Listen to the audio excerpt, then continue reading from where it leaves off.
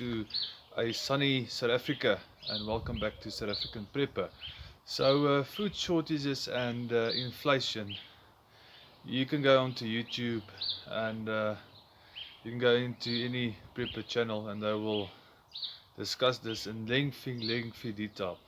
Now, I'm really concerned because currently in South Africa we import about between 2 million and 2.2 million tons of corn every single year because we have a shortfall. Now we used to be able to produce pretty much the need and the amount needed in the whole of Southern Africa, but since I think it was 2014 we started recording um, a shortage when it comes to corn. Now I want to warn you today as a concerned South African, and I want to warn the world as well, because food shortages are coming and it's an absolute guarantee. Now we went shopping on Friday. We do our normal shopping for the house, and then we do our added prepping shopping as well.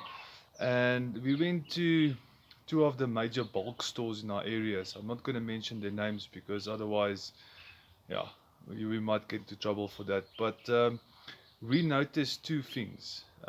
Number one, that the stores were firstly very quiet, and then secondly is that all of the staple foods, things like beans, rice, sump, sugar, candles, those are all items that we prep with, and those are all items that we actually had to dig around to find in the store, because like the rice, we literally took the last bag of rice in that massively big store.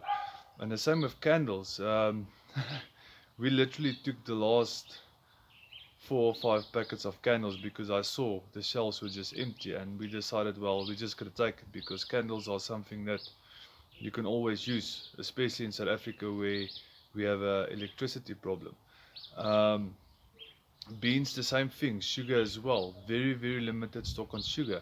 So we decided, well, maybe it is an isolated event. Maybe it's just that specific one store. And we decided to drive to the next bulk store from the same chain of stores. And funny enough, we found exactly the same thing. Now, I'm not sure if this is a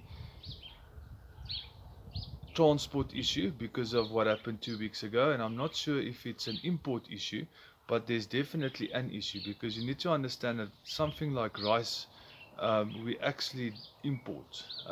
Something like sugar we produce locally in South Africa, beans we produce locally in South Africa, even candles we produce locally in South Africa. So there's a shortfall of all of these products for some reason.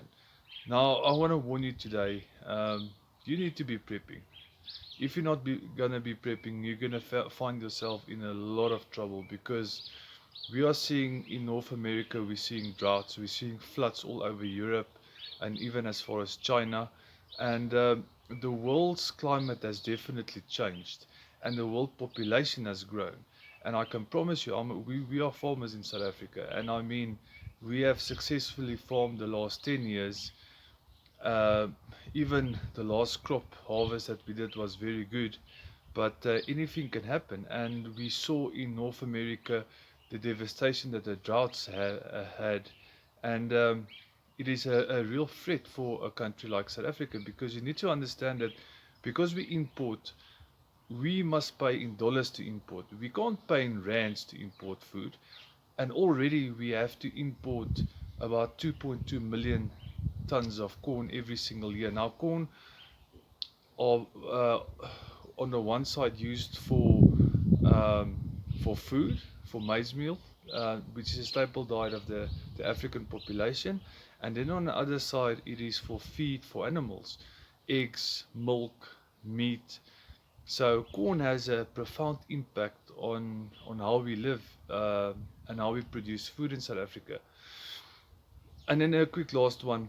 You get two types of food shortages. You get a food shortage, number one, because purely you don't have enough money. So let's say there is food, but you don't have the income to actually go buy the food.